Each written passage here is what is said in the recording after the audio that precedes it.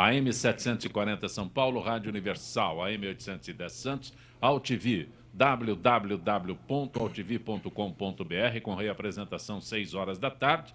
Estamos também na TV Guarulhos, canal 20 UHF e canal 3 da NET em Guarulhos, 11h30 da noite. Nosso blog, gentequefala.com.br, nossa fanpage, Facebook/programa Gente Que Fala. Você pode participar pelo WhatsApp 974012235, chat no site da AltV, ainda o telefone que fica à sua disposição, 5052-6622. Antes que eu anuncie os participantes de hoje, uma lamentável informação que o psiquiatra e educador Issam Tiba faleceu na tarde deste domingo no Hospital Sírio-Libanês, aqui em São Paulo. Tinha 74 anos de idade. André Tiba, filho do médico, confirmou que o pai estava internado desde o começo deste ano para tratamento de câncer. Segundo o hospital, Issam Tiba morreu por volta de 19 horas. A causa da morte não foi divulgada. O educador deixa a mulher, Maria Natércia, os filhos Natércia, André e Luciano, e os netos Cacá e Dudu. Escreveu mais de 40 livros sobre educação, entre eles o best-seller Quem Ama, Educa. Sepultamento hoje, 16 horas, no cemitério do Morumbi. Participando desta edição de Gente Que Fala, economista José Roberto Faria Lima. Faria Lima, que bom tê-lo aqui. É sempre um prazer estar aqui num programa como esse, conversando com gente inteligente, revendo meus amigos aqui, o Eugênio, e sendo conduzido por você. Também conosco o jornalista e escritor Marcos Barreiro. Prazer tê-lo aqui, Barreiro. Prazer, obrigado pelo convite. É um prazer de novo voltar aqui a essa emissora. E vamos aí ao debate, aos grandes assuntos do dia. Também conosco o vereador por São Paulo, Claudinho de Souza. Claudinho, prazer tê-lo aqui, Claudinho. Prazer é meu. Segunda-feira, reinício das atividades normais de São Paulo. É bom estar aqui. A Câmara retoma as atividades nesta semana? Teve férias lá também ou não? Na realidade, há um recesso parlamentar, mas Sim. a Câmara não para, os gabinetes não param, as outras atividades, elas O continuam. plenário suspende as normalmente. atividades. Só as atividades do parlamento que param durante o mês de julho.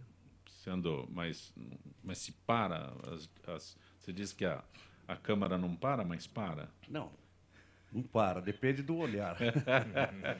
Tem outras coisas que param, Não a Câmara quero não para. constrangê-lo, mas quando se fala em parlamento, né, a gente não consegue entender por que esses recessos e tudo mais. Anda 50 por hora.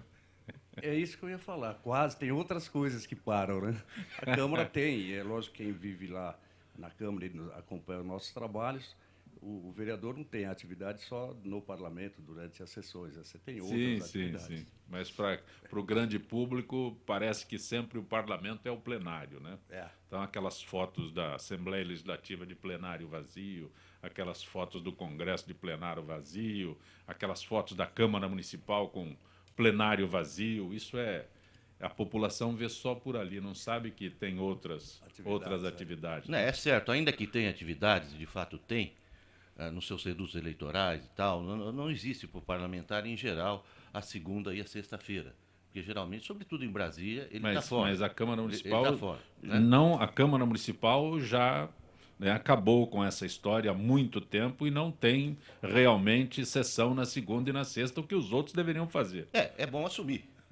Tem que assumir. Exatamente. Agora, não é verdade, desculpa aqui interromper, não é verdade que a foto mente, porque foto não mente. Essas fotografias que a gente vê, né, do parlamento vazio, essas famosas fotos, principalmente de Brasília, né, do parlamento vazio, ela retrata a verdade. Retrata a verdade simbolicamente, porque é um vazio de ideias, que é o que nós vivemos hoje. Também conosco o advogado Eugênio Palazzi. Prazer tê-lo aqui, Eugênio. Obrigado pelo convite, mais uma vez, um grande prazer estar com vocês nesse programa que eu considero um dos programas mais inteligentes que eu participo e conduzido por vocês na Compar, que é uma pessoa fantástica. A notícia de hoje, primeiras horas da manhã, todos começaram a divulgar a prisão do ex-ministro José Dirceu.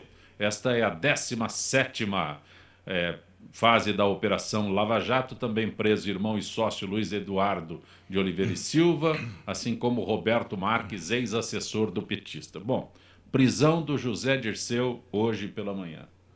Claudinho, Faria Lima, Marcos, Eugênio. Faria Lima? Você quer aguardar que os outros se manifestem? Eu gostaria Eugênio. de comemorar mais uma vez nessa prisão, parabenizar o trabalho que vem sendo feito pelo Ministério Público. Comemorar, não é para comemorar isso? Eu como jornalista, só informo. Não, mas eu, como cidadão, estou comemorando a prisão e gostaria de comemorar a forca. Como não é possível no Brasil, como a exemplo de outros países, eu estou comemorando o que a lei nos permite comemorar. Eu comemoro. O difícil é nós vermos agora a discussão que estamos tendo se ele pode ou não ser preso, uma vez que ele está em prisão domiciliar. Então, se é passível dele sair da prisão domiciliar e ir para uma carceragem, alguma O Pedro coisa assim. Correia estava em prisão domiciliar, saiu e está preso. Então, mas a argumentação dos advogados dele, que eu acho até viável de se argumentar, mas não correta, é se ele pode ou não ir para uma carceragem. A mesma coisa, eu estou preso em casa e sou condenado por um outro crime de assassinato, eu não posso sair da minha casa porque eu já fui condenado num crime anterior. Não, tem que sair de casa sim, tem que ir para a carceragem, tem que cumprir a pena. Desculpa te interromper, Eugênio. Quem é o advogado do Zé Dirceu no momento? O Podival, né? O sobrenome é Podival, acho que, se eu não me engano, é esse. Não seria o advogado do Kia Corabichan que roubou o Corinthians? Não seria o mesmo advogado, eu pergunto também à mesa e aos telespectadores, que defendeu Nardoni e sua mulher que esganaram uma criança de 5 anos e atiraram pela janela? Eu não coloco nunca em dúvida Não, eu não tô a postura do advogado. eu tô Eu acho que o trabalhando- advogado está lá para isso Não, mesmo. Se ele é uma pessoa... Você é advogado, eu estou perguntando o seguinte, eu estou trabalhando com a informação, é só uma informação, eu estou fazendo uma pergunta, não estou fazendo afirmação. Estou trabalhando com a constatação. E é advogado de muitos outros. Ele é advogado, por exemplo, do Sombra, de Santo André. O próprio Podival. Ele é advogado, por exemplo, do Luiz Estevam. Gente finíssima nesse país. Gente finíssima nesse país. Mas ele é advogado, está no exercício da profissão. Tudo bem. Exato. Agora, ele é criminalista, né? Ele é criminalista. É só isso que eu queria dizer. Tá bom. Bom, obviamente, se eu tiver um problema penal, vou responder perante a justiça penalmente, se é por um crime, eu vou procurar um criminalista. Se ele é influente, se ele é uma pessoa competente para desenvolver essa função, se ele consegue bons resultados, E agora óbvio que ele a tem que ser Carta Preta contratado. não participa mais desse segmento do direito? Preciso ver realmente essa história curiosa. Agora precisa ver realmente por que ela recolheu a capa, né? Ainda carece de informações de prova. Claudinho. Essa seara aí não é bem a minha, né? A minha são assuntos mais ligados aqui à cidade de São Paulo. Agora tem algumas afirmações que são engraçadas, né? Uma pessoa... Claudinho, você é vereador, qual a sua região? É freguesia do Ó, Brasilândia. Você veio de lá para cá ou veio da Câmara? Eu vim da Brasilândia. Você veio de bicicleta? Não, eu via 50 por hora. Tá. Então, Teve um guincho, estavam guinchando uma tartaruga ali naquela entrocamento da pista. Pois é. ali. então tem é interessante, né? Um médico, um amigo me recomendou um médico, tá com uns problemas aí meio depressivos. Ele falou: Claudinho, vai lá no médico da minha esposa. Ele é muito bom. Faz 20 anos que ele trata ela. Eu falei: rapaz, então ele é muito bom, há 20 anos e a mulher não melhora, quer dizer, você quer que eu vou lá, né? Com relação ao advogado, eu estava observando, nem sei quem mas o cara deve ser bom, né? Se tanta gente com tantos problemas o procuram, porque às vezes o papel do advogado nos agride. Teve momentos da minha vida que eu me senti agredido tendo uma causa trabalhista injusta contra o dono de uma farmácia. Aí o cara tem que pagar 50 mil reais para um funcionário, onde ele não fatura isso, mas de repente o advogado era tão bom que provou que ele devia 50 mil reais para o funcionário. Então, aí é a competência do profissional que estudou e conhece as brechas aí. E conhece o juiz também. Para poder chegar ao resultado desse, né? Agora, a agressão e a Se for o João comemoração- Carlos da Rocha Mato, é acertar a sentença. né? O Lalau. Né? Mas é questão de preço. É tabela. O negócio de prisão do pessoal lá ligado aos esquemas de corrupção. O que me preocupa é que está começando a deixar de ser uma novidade, né? Tem que continuar nos agredindo, né? E parece, pô, não, é normal, o fulano também já foi preso, Beltrano, então parece que está começando a ser normal ser preso, né? Quando, no meu tempo, alguém que só entrasse numa delegacia, ele já era meio marcado, falava, aquele cara esteve lá na delegacia, às vezes esteve até cuidando de um assunto que não comprometesse ele de uma forma geral, mas só o fato de ter entrado numa delegacia já deixava o cara meio marcado. Agora, hoje não, ser preso e ser solto parece que está meio normal, né? Então, Faria Lima. E gera dimensões econômicas. Tem gente querendo já implantar fábricas de tornozeleiras eletrônicas aqui. E alguns, inclusive, estão exigindo que seja Gucci. Gucci. Grife, tornozeleira Gucci. Grife. Faria Lima, Zé Dirceu foi preso. Zé Dirceu já deveria ter sido preso antes. E por um equívoco ou por algum tipo de atitude que foi tomada a nível supremo, não enquadraram a formação de quadrilha como um crime, né? E isso dá uma imagem para a população muito interessante, porque os principais elementos que participaram, que controlaram todo esse processo de metástase da corrupção que foi implementada no Brasil e que nos debilita como nação, a população olha e diz, mas aqueles que são os principais já estão todos soltos. O único que está sofrendo um pouquinho aí parece que é o Marcos Valério, que foi condenado por 40 anos, o que deve estar estimulando o que eles chamam agora de delações premiadas, que na realidade é um compromisso de falar a verdade para que haja uma minimização das penas, né? E com isso, quando há esse problema, entende, da briga de partilha, para o país é ótimo, porque aparecem exatamente os personagens que ainda estão ocultos, né? Eu estou esperando aí, eu fui convidado para uma festa no dia que prenderem o chefe de todos, entende? Parece que vai ter um happy hour, entende? Convocado pelo Maroni, eu gostaria até de participar. Pelo Oscar? O Oscar convidou. Pô! Algo a acrescentar, Marcos? Não, eu queria dizer algumas coisas sobre o Carlos Henrique Gouveia de Mello, que é o nome que o Zé Dirceu adotou quando ele voltou de Cuba ao Brasil, e adotou esse nome com uma cirurgia plástica. E se casou com uma mulher de uma mercearia em Cruzeiro do Oeste, no interior do Paraná, sem que ela soubesse a sua verdadeira identidade. E com ela, inclusive, teve um filho e conduziu muito bem a mercearia, até onde eu saiba, ao contrário de uma outra cidadã também guerrilheira e que também cometeu delitos e crimes porque roubou e assaltou e faliu em Porto Alegre uma lojinha de em 99. Pelo menos nisso ele foi mais competente. Eu estou falando da sucessora dele na Casa Civil, né? Que na guerrilha tinha o codinome de Estela. Bom, o José Dirceu, o Carlos Henrique, ele é um personagem de tragédia grega. Eu tenho, até por escrever, eu tenho uma certa fascinação por esse personagem. Ele é um personagem de tragédia grega, um líder estudantil dos anos 60, um personagem. Ele chegou a ser modelo, né? Nunca trabalhou, que eu saiba. Eu tenho um amigo que morou em República com ele, na Marechal Deodoro, na Casa dos Estudantes, com ele, com o Rui Falcão. Então, nada consta que ele tenha trabalhado. A primeira profissão foi realmente presidente da UNE. O vice dele era Helenira de Rezende Nazaré, a grande Helenira, morta na guerrilha do Araguaia pelas tropas do Hugo Abreu. Então, o senhor Zé Dirceu, como personagem, eu acho que ele é mais rico do que a maioria dos personagens da República. Personagem de ficção, para um documentário, para uma novela. Agora, é completamente execrável como homem público e, a partir de 1980, no papel que ele faz dentro do PT. Completamente execrável. Zé Dirceu, pela inteligência, que é superior aos demais do grupo, até porque os intelectuais saíram, deixaram rapidamente Frei Beto, Antônio Cândido, Marilena Chauí, todos os intelectuais pularam fora no primeiro momento. Antônio Rizério, que eu acho genial, pularam fora. Todos aqueles que pensavam que chegaram em 2002 com Lula, em meses pularam fora. Saíram do PT.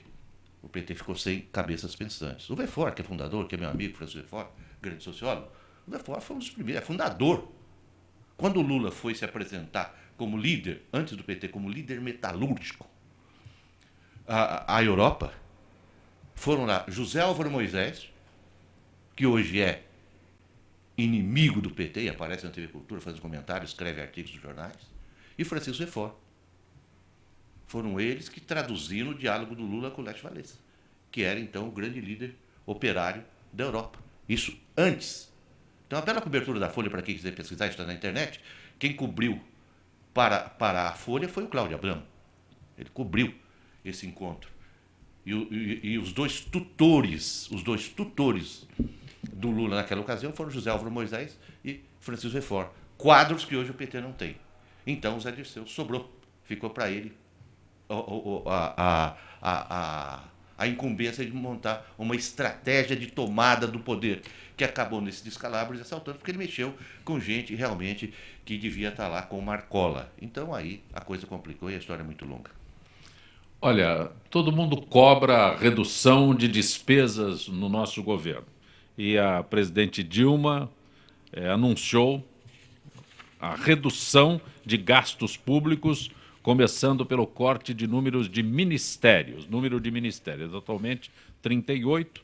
Então, pesca e aquicultura, gabinete de segurança institucional, além das secretarias de assuntos estratégicos, portos e da micro e pequena empresa poderão ser extintos ou fundidos em outras pastas, né? Não, 39 na realidade. Porque É que um deles foi... Não foi extinto, não.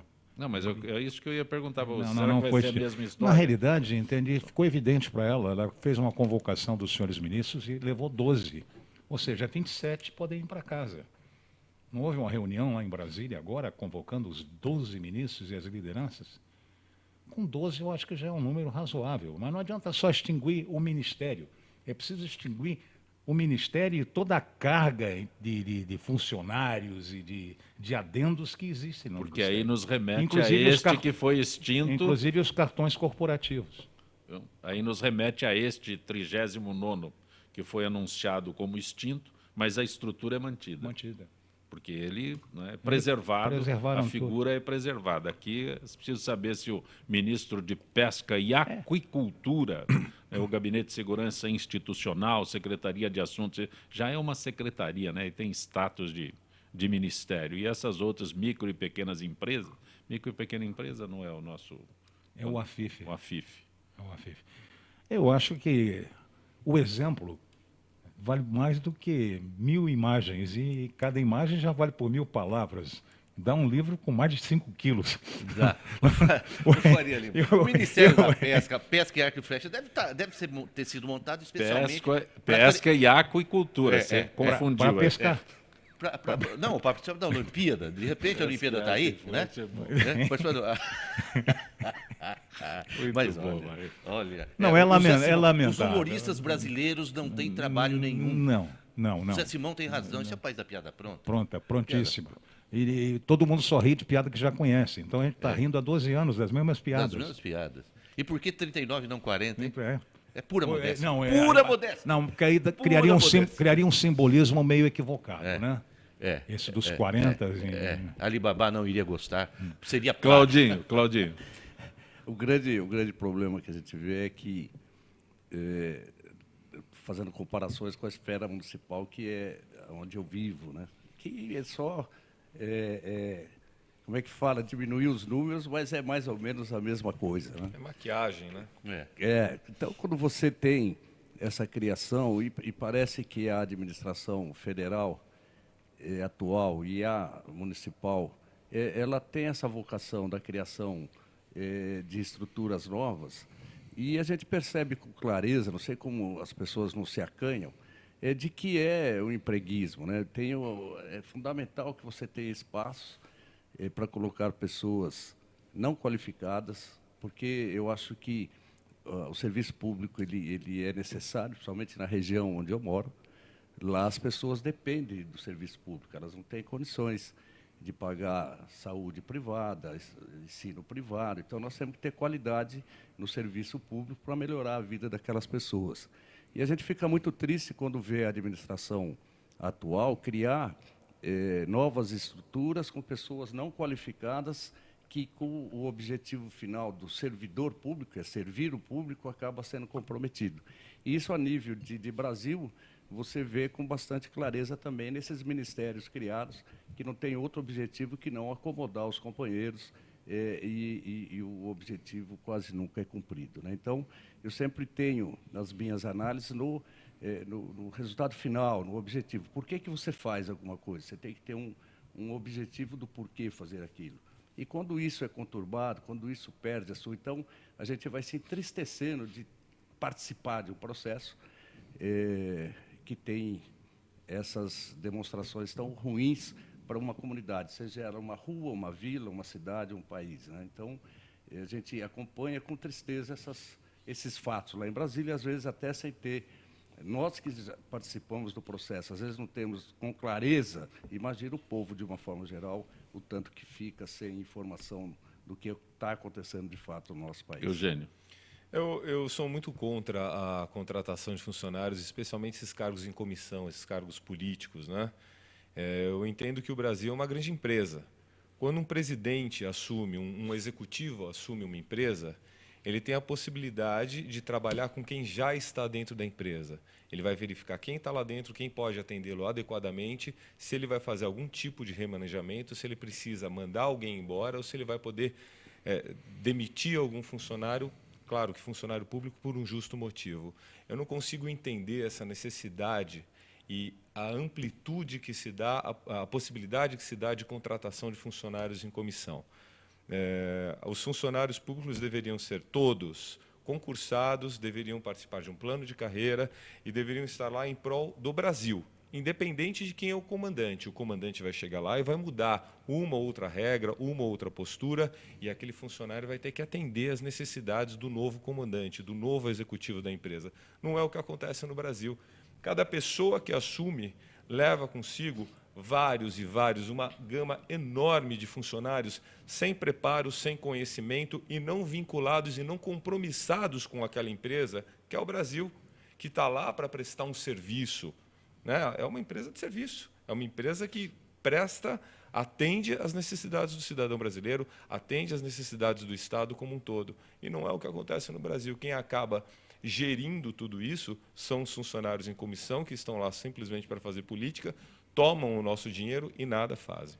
Claudinho, a pergunta... Só para acrescentar, deixa eu interromper. Pois não. Estou tumultuando o programa, hein? Eu disse para não me convidar. Me convidaram, eu estou tumultuando o programa. É bom. Ô, Zancopé, 70% do PIB já está comprometido com o Estado. É para bancar o Estado.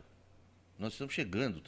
Alguns economistas falam em 63%, eu falo 70% do PIB. O economista está aqui, ó. 70% do PIB, Faria. Tem todos esses números. Não tem dinheiro para mais nada. Por isso que estão arrombando os fundos de pensão. A Previ deve 8%, quer dizer, os funcionários nativos e também os aposentados terão que repor.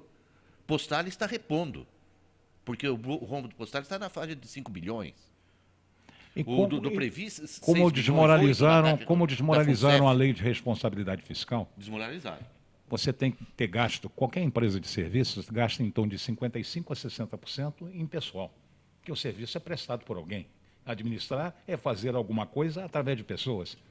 A maior parte dos prefeitos hoje está preocupada, porque o gasto com pessoal deve ultrapassar esses 60%, porque a arrecadação está caindo, e eles vão todos ser enquadrados na Lei de Segurança Nacional. Desculpe, na Lei de responsabilidade fiscal. Ô, Claudinho, tem uma pergunta que eu estou tentando achar aqui. Jaminha, esse negócio só me complica, viu? As estenógrafas estão reclamando que deveriam aposentar, entende, o computador. Do mesmo jeito que os taxistas querem acabar com o Uber. Uber, não é? Mas, Claudinho, tem aqui a pergunta que a revista Veja tem sempre um grande carinho pelos tucanos. Isso é que está ouvindo aqui que nos envia. A revista Veja, que tem sempre um grande carinho pelos tucanos, publicou há 3 semanas que a Lava Jato estava chegando perto do governador do Paraná. E depois foram divulgadas notícias, que beleza, que o Youssef tinha... cita o nome do Youssef. Vê como é que eu não sou bom nesse negócio, que desapareceu tudo de uma vez. Mas a essência da pergunta é isso, que a revista Veja tem um grande carinho pelos tucanos, mas as coisas estão chegando próximas. Na realidade, Eu acho que esses carinhos dessas grandes redes mudam de acordo com as conveniências. Tem época que a Globo tem um carinho grande pelo PT, tem época que a Veja manifesta pelos tucanos. Agora, eu acho que isso é meio circunstancial. Eu vejo, tenho muito respeito pela revista Veja, não sou um leitor assíduo, mas leio quando posso.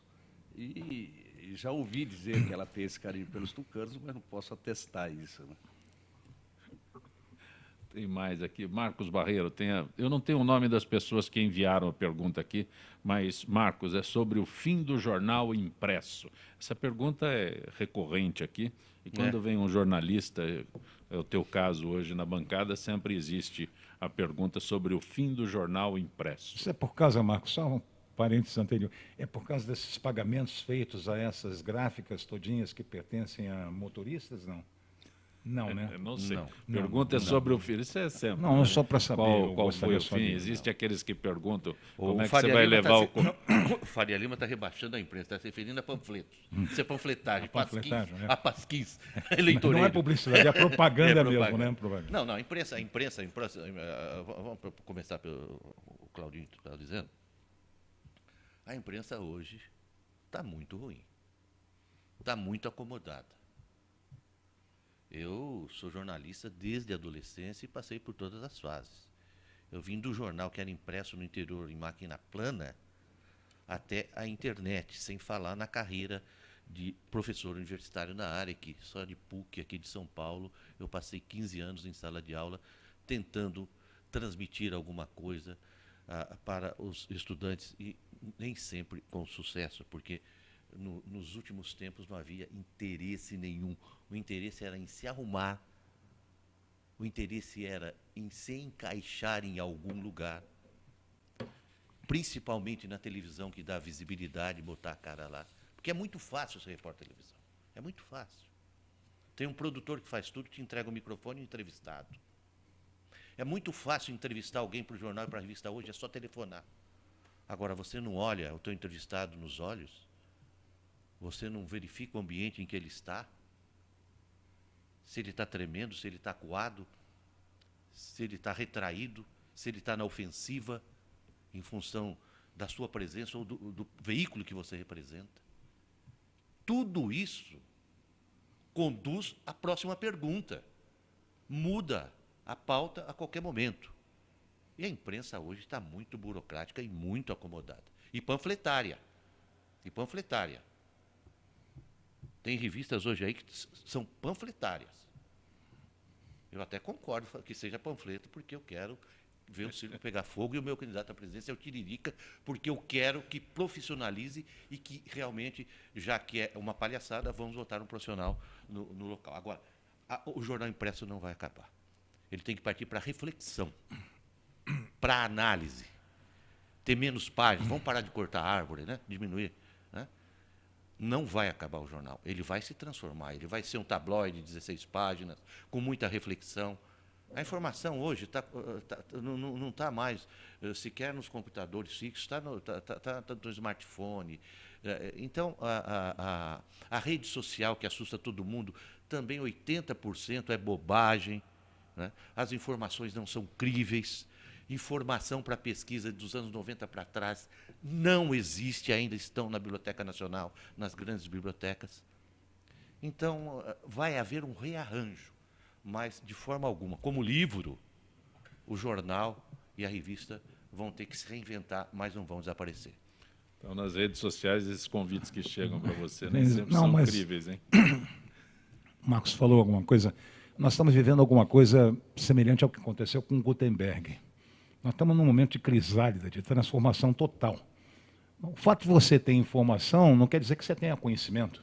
O fato de você ter conhecimento não significa que você marche para a sabedoria. Então, está havendo uma explosão. O que essas revistas novas devem ter é um editorial com a cara aberta, mostrando opiniões, mostrando ideias. Realmente, nós vivemos hoje num deserto de ideias. O Brasil, por exemplo, eu estava conversando com o Eugênio antes, há 515 anos e 7 meses, nós vivemos, basicamente no Brasil, na Idade da Pedra, ou antes. Nossos vizinhos já estavam muito evoluídos, os incas, os astecas, os maias.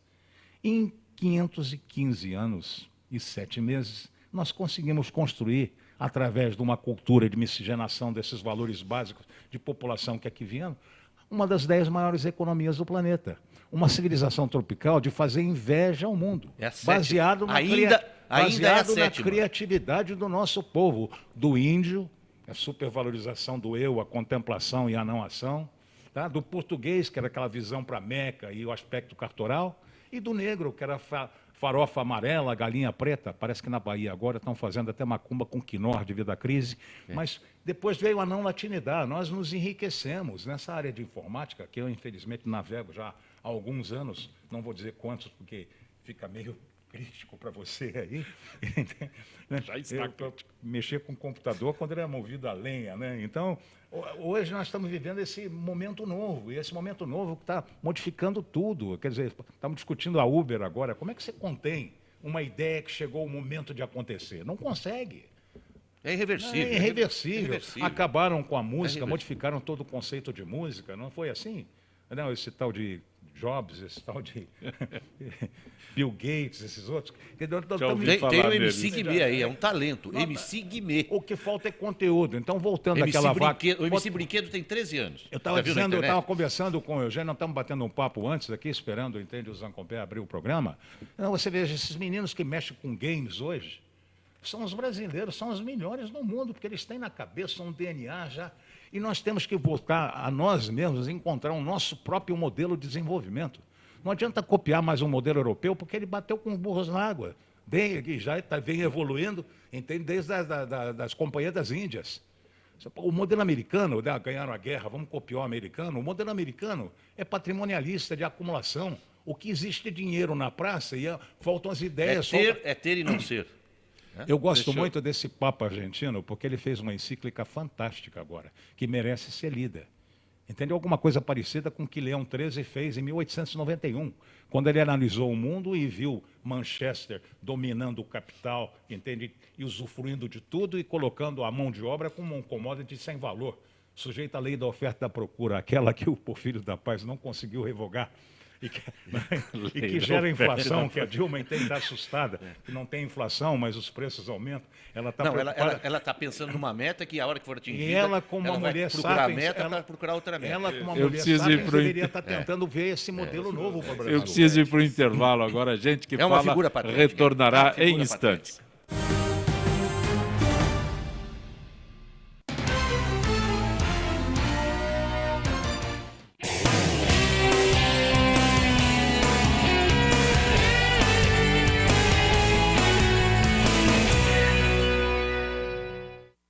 Se você fez alguma cirurgia antes de 1993, você pode ter contraído hepatite C.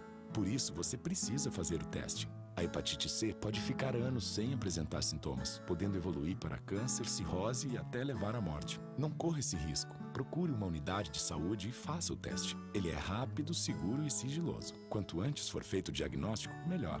Hepatite C. O teste é o primeiro passo para a cura. Ministério da Saúde. É o governo federal trabalhando para o Brasil avançar.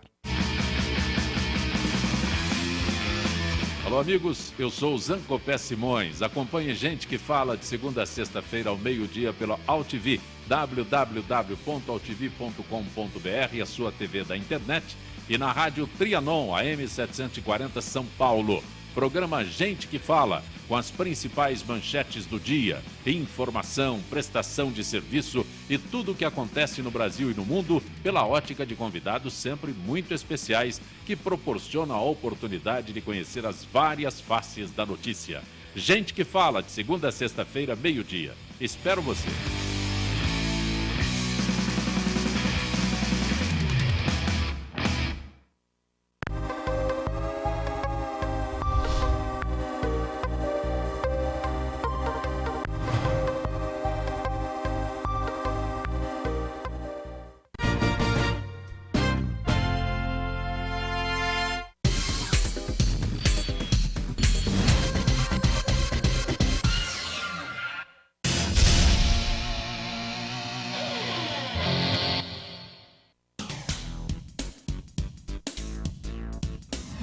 Sim, meus amigos, muito prazer, sou Sérgio Oliveira e estou aqui para lembrar vocês que toda segunda-feira, 9 horas da noite, eu estou aqui na TV da internet com o Futebol Alternativo TV.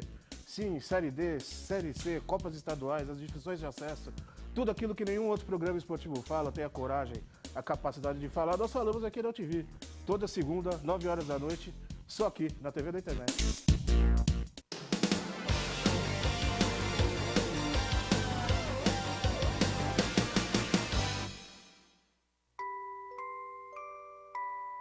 As nossas recordações são os nossos maiores tesouros. Carregamos durante toda a nossa vida. Manipular, distorcer ou implantar falsas memórias, além de ser uma violência, é crime. Somos responsáveis por esse tesouro. Não promova alienação parental.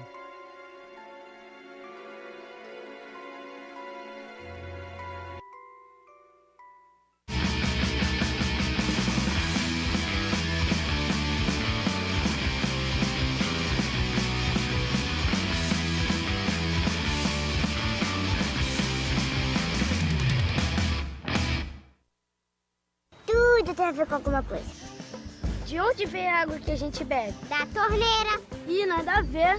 Vem dos rios que nascem da mata. Sabia que a gente só respira por causa das árvores? A árvore respira? Respira. A árvore respira. E o que você tem a ver com isso? Meu ar. Minha água. Minha árvore. Meu ambiente. Mata Atlântica! SOS Mata Atlântica. Mais 25 anos.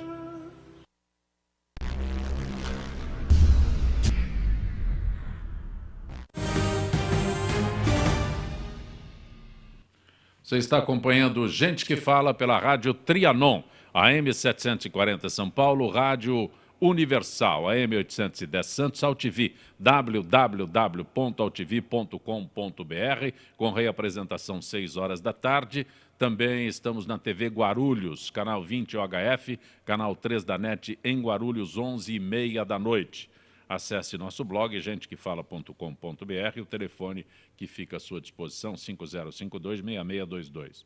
Conosco hoje, o vereador por São Paulo, Claudinho de Souza, que é filiado ao PSDB, o advogado Eugênio Palázio, que é especialista em direito empresarial e comercial, o economista José Roberto Faria Lima. Eu estou aqui me debatendo com a internet aqui, e com ele do meu lado, ele foi o primeiro a trazer a internet para São Paulo. Instalou o sistema de processamento de dados no Senado, entre outras coisas que fez como aquele responsável por trazer a internet para o nosso país. Aí você me deixa do lado dele, Jamin. Faz isso comigo, eu não consigo nem acessar as perguntas aqui. Fica tímido. Intimida. Marcos Barreiro. E o livro, Marcos? Lançamos um livro Empresários Brasileiros, o livro meu e do Latif Abrão Júnior, lançamos esse livro agora em abril, está nas melhores casas do ramo, e tem mais uns 2 livros ainda para esse ano aí. Tem um livro de poesias, Para Machucar Meu Coração, que deve sair pela editora para atuar até o final do ano, e tem uma biografia aí de um empreendedor, Dari Avanzi, que é um homem que começou como telegrafista da Estrada de Ferro Sorocabana e chegou até a internet, e é um consultor de empresas e do agronegócio, e ele trabalha basicamente com radiocomunicação, sistemas de radiocomunicação, inclusive os sistemas de radiocomunicação de segurança e defesa da polícia.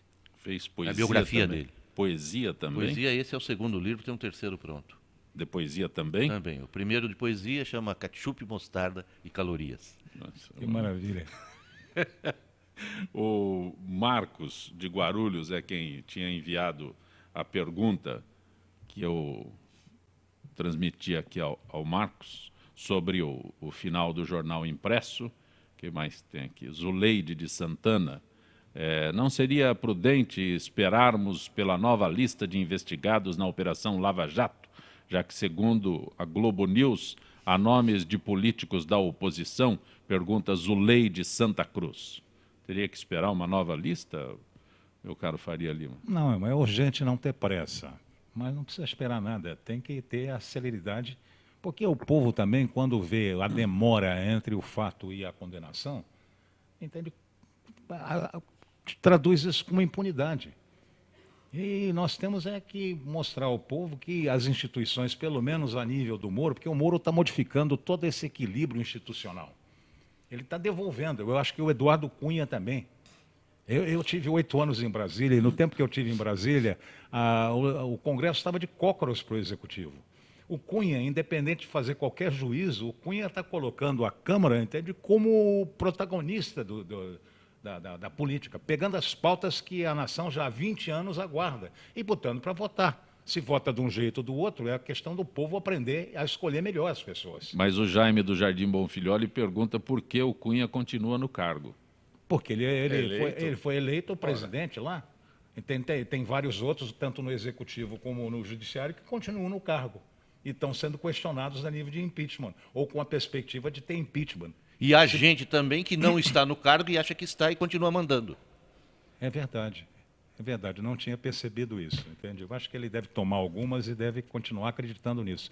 Mas agora, com a ida do Zé Dirceu para Papuda, acho que as coisas vão, entende, modificar um pouco. Eu acho que ele vai ficar um pouco mais esperto. Palazzi, qual a sua opinião sobre empresários paulistas participando de um almoço em homenagem ao Eduardo Cunha aqui em São Paulo? É o Helder do Cambuci que pergunta.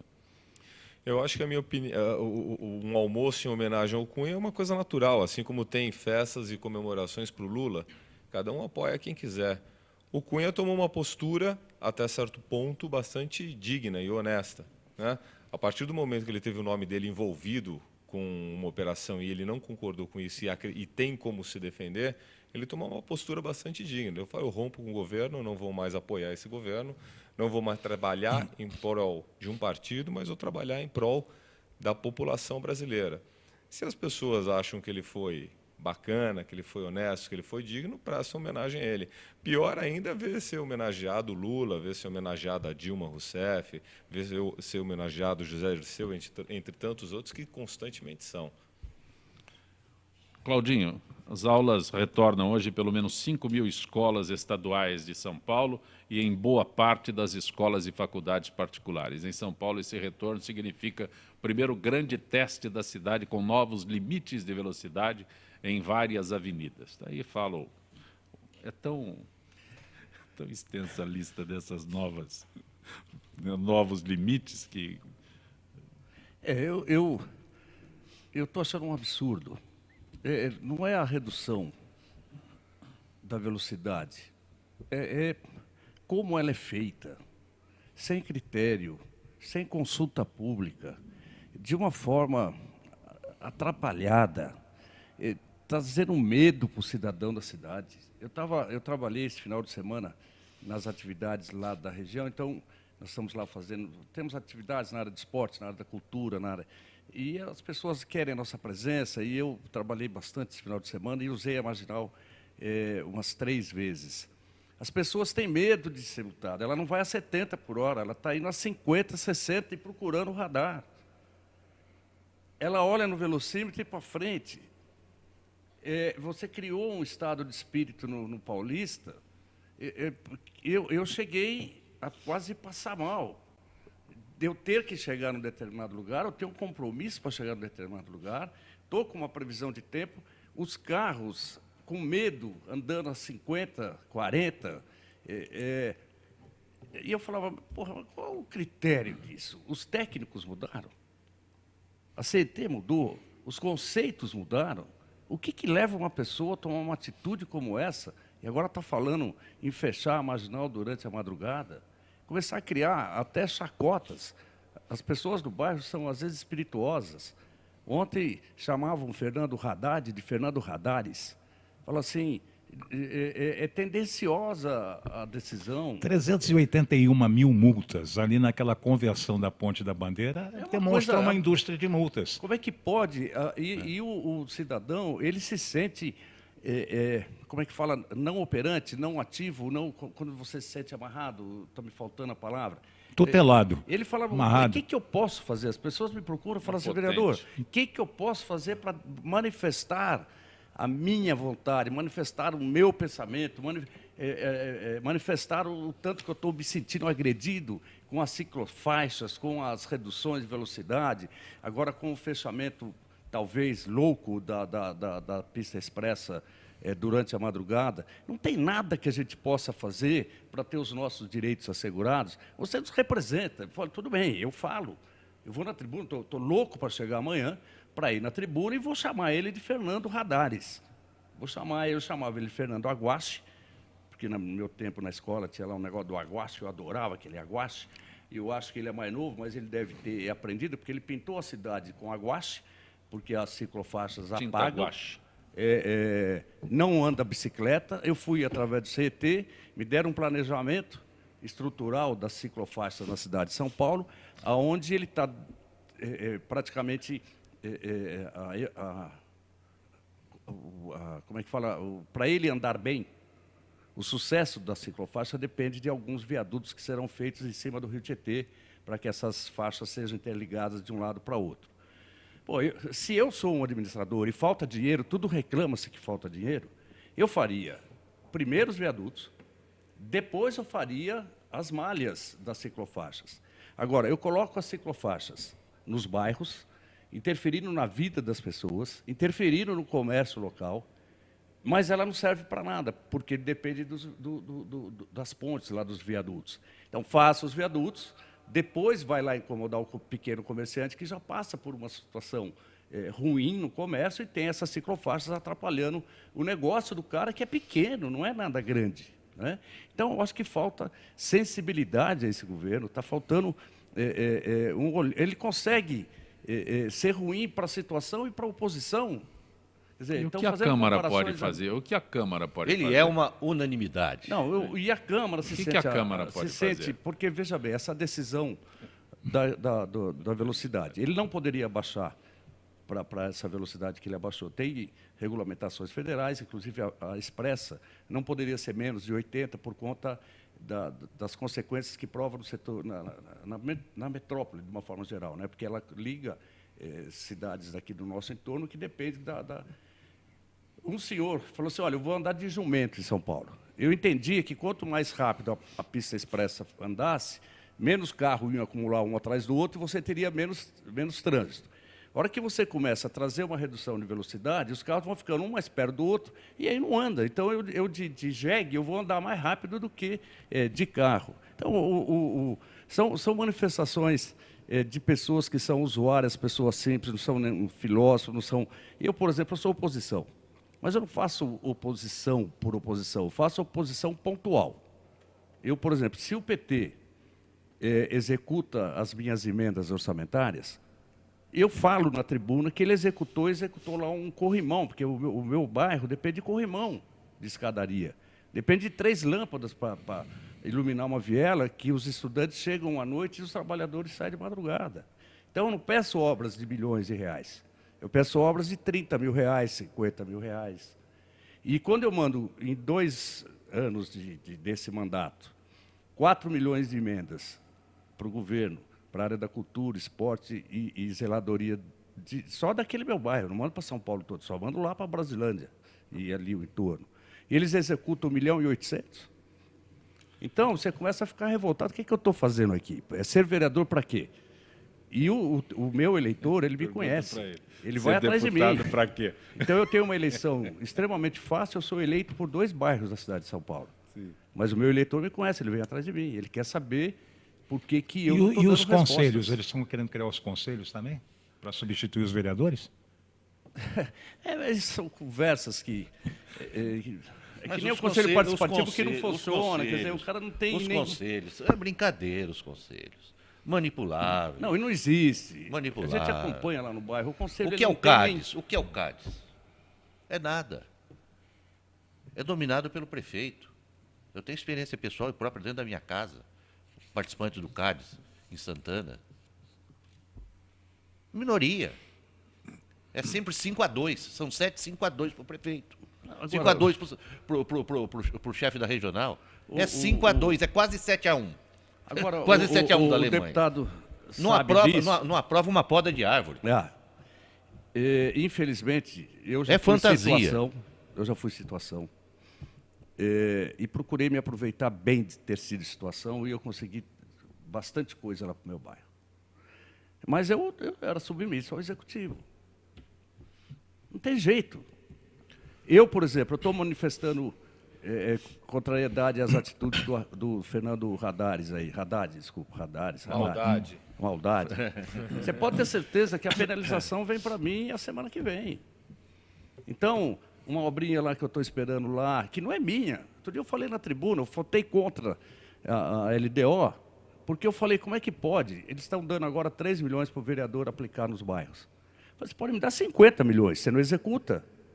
Então, eu ainda faço papel de palhaço, porque eu vou lá na viela, falo que eu vou conseguir consertar o escadão para que as pessoas obesas e idosas consigam andar, e depois o governo vai lá e não faz. Então, eu ainda fico, passo como moleque, né? Então, as atitudes... Eu acho que terá muitas manifestações. O PSDB já entrou no Ministério Público, através do nosso líder, vereador André Matarazzo. A OAB já entrou. E eu acho que os sindicatos, a sociedade organizada, de uma forma geral, tem que se sentir agredida e tem que procurar seus direitos, porque as pessoas têm que ter o conforto, têm que ter a alegria de viver nessa cidade. E me parece que isso não está tendo, a cada dia a gente está sendo agredido. Além do Entendeu? Claudinho, você usa as marginais, Eugênio, Faria Lima? Uso, terrível, péssimo. Sofrível. Porque de repente Se começa reduzir mais a velocidade, a gente tem facilitado o assalto. Você é assaltado nas marginais. Tem bicicleta até ultrapassando o carro, o veículo na marginal. Os atropelamentos. Quem é atropelado na marginal? Motociclista. O atropelamento. Quem é que vai atravessar a marginal e sair nadando pelo Rio Tietê para vir para o outro lado? É o assaltante, Ninguém. é o ambulante que está no lugar ambulante errado. que está no lugar errado, o morador de rua que está no lugar errado, os vendedores daquelas caixotes que fazem cassinho, que está no lugar errado. Então, o governo deveria dar a essas pessoas a regulamentação da atividade delas, dar a eles No local a obrigatoriedade adequado. e não se preocupar, mexer com quem não tem nada a ver com isso. Então, fala, teve 73 mortes. Vamos buscar quem foram os 73, para ver se foi um cidadão. Eu vou atravessar a marginal para quê? Um cidadão normal vai atravessar a marginal para quê? Mas ele não chega a lugar nenhum. Todas as medidas são invertidas. É um negócio de louco. Precisa Não ter- é o cachorro mijando no poste, é o poste mijando no cachorro. Mas precisa ter tato para você organizar essas Mas coisas. tem tato demais. Tem que ter um mínimo de inteligência. Tem tato, né? as pessoas... Tem muito tato. Tem muito tato, O PT entendeu? tem um problema de conceituação sério com tudo, né? Com meta, com média, dinheiro, com probidade, né? Eles têm um sério problema Eu de sei, mas conceituação, eles não sabem nada de nada. Eu fico com pena das velhinhas em dia de chuva, não podem andar naquelas ciclovias maravilhosas, entende? Pô? Deviam fazer umas ciclovias subterrâneas, não investir em transporte de massa. Para com isso. Isso Desculpa, é eu bobagem. acho que A o cidade programa- de São Paulo precisa parar. Eles estão pegando o Zé Carlos Figueiredo Ferraz, quando disse que a cidade de São Paulo precisa parar, realmente eles conseguem parar a cidade. Então a profecia Ele está tem a chegando. velocidade de São Paulo igual a velocidade de Paris. Agora, eu acho, nossa, que as pessoas têm comparou- acesso ele à comparou Paris comunicação. é um ovinho, Paris, Paris é coitado. um ovo. O Faria Lima, que é um ícone aí, que é reconhecido, o escritor, jornalista, nós, né, que temos alguma... Eu tenho muita dificuldade de ir em programas. E eu sou convidado com alguma frequência até para ir e não tenho ido. Rádios, também amigos de rádio me chamam. Eu estou indo em tudo agora. Vou falar, porque eu falar só no bairro... Então, nós, toda vez que alguém for chamado, vai falar de uma forma respeitosa, falar... eu não quero agredir o PT, não quero agredir a administração Fernando Haddad, eu quero que eles só nos respeitem. Só isso, né? Eles nos respeitando, estão respeitando os cidadãos dessa cidade. Olha, só se dá o que se tem, vereador, só se dá o que se tem. Ninguém pode dar, você não pode exigir de alguém aquilo que ele não tem para dar. Não, e eu ouço, eu trabalhei minha vida toda em telecomunicações. Trabalhei na Telebrás, trabalhei na Telesp, eu sou aposentado com 35 anos de carteira assinada, dentro de um único setor de atividade aqui no Brasil. E eu viajava por conta da minha atividade, eu viajava o Brasil inteiro. Sou estudante do Senai, a minha origem é lá de baixo, né? Meu pai era barbeiro. Então a gente vive a vida que o povo vive, de fato, né? Não vive... eu me impressiono quando eu vejo... a cidade de São Paulo tem um conselho. O Fernando Haddad, ele não toma decisão sozinho. Ele tem um grupo de pessoas que se reúne com ele para ajudá-lo a tomar decisões, entendeu? Quer dizer que o que ele faz, ele ainda recebe um aconselhamento? Tem um aconselhamento. Quer dizer, será que estão todos... Tamo ainda tem palpiteiro? Ainda tem. Eu achei que não era tão ruim assim. É pior do que a gente imagina, então. Conselheiro. Tem quem dá palpite. Tem o conselho da Municipal da cidade que você aconselha com... Meu Deus, tiririca já. Não, aí também. Nós estamos no finalzinho. Será que colocam na água deles? Nós estamos no finalzinho. Sem intermediário. Nós Fernandinho estamos no Beiramar, finalzinho já. do Gente que Fala. O Jaime do Jardim Bonfilholi diz aqui: Zancopé, eu lamento, mas eu não perguntei só o que você falou. Ô Jaime, você teve sorte de eu conseguir ler pelo menos parte da tua mensagem. Eu estou aqui com o Faria Lima, que repito sempre, né? Ele implantou o Prodazem, é isso? O Prodazem é esse sistema do Senado que é uma maravilha. É um No dos Senado, melhores, até antes do Antônio Carlos Magalhães. do mundo, entende? Implantamos toda a biblioteca. Cheguei à conclusão que nós tínhamos naquela ocasião 250 mil normas jurídicas. Não que vão ler livro, né? A biblioteca está lá. Mas está lá, porque teoricamente o espírito das leis surge das bibliotecas. Eu cheguei para o Petrônio, que foi ele que me convidou, né? E eu disse, Petrônio, dá para reduzir as 250 mil normas jurídicas para 5 mil. Né? Isso, mas como? Disse, vamos fazer um grupo de trabalho, vamos tentar verificar essas leis todas, vamos modificar um pouco a abordagem.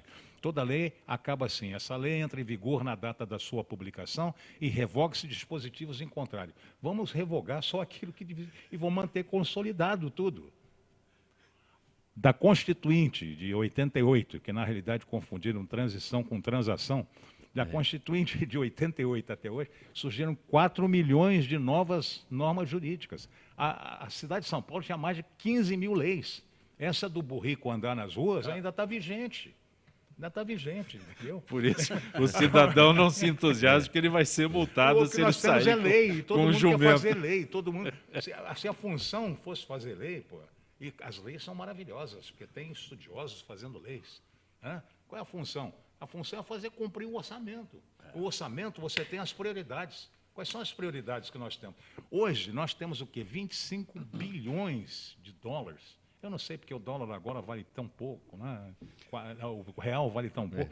Mas, e não se faz nada nessa cidade há quanto tempo? Qual é a obra que foi feita? Faria Lima, não temos tempo para mais nada. Agradeço a tua gentileza em ter vindo mais uma vez ao nosso Gente que Fala. É sempre bom tê-lo aqui. Eu é que agradeço, entende? O fato de participar aqui é um sentimento de liberdade, você dizer aquilo que você sente, e você nos possibilita isso. Queria dar um abraço para o Fausto, entende? Vocês são fantásticos. Eu me sinto enriquecido toda vez que venho aqui. Vereador Claudinho de Souza, espero que tenha começado o nosso programa na tua nova fase de dar a resposta ao eleitor através do rádio e que encontre outros momentos para o nosso Gente que Fala. Tá, eu estou sempre à disposição. Queria agradecer, cumprimentar os companheiros aí da mesa. Desculpe a minha forma simples de falar, mas eu falo como cidadão, como alguém que vive a cidade de São Paulo e carrega consigo uma longa experiência de vida e de ver absurdos.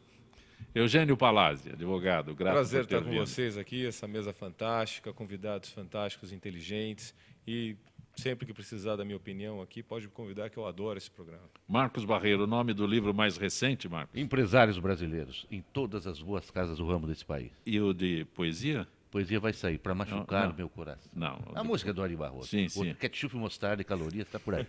Um abraço, Marcos. Bom tê-lo aqui. Obrigado pela presença, um abraço aos amigos, ouvintes, telespectadores e aos amigos que dividiram essa mesa comigo. Gente que Fala tem na direção-geral o jornalista Fausto Camunha, diretora de produção Zenilda Salvato, redação Raela Brandão, Pedro Esquiavon, na pauta José Carlos Sicarelli, produção cultural Ricardo Godoy, na rádio Trianon, Benebenê, Cléo Rodrigues, Neildo Neres, Ricardo Valim, na direção da UTV Alberto Luquete, na técnica James Eduardo, Marcelo Fontan, Sérgio Oliveira e Iago Matsumoto. Estaremos de volta amanhã, meio-dia. Gratos, até lá.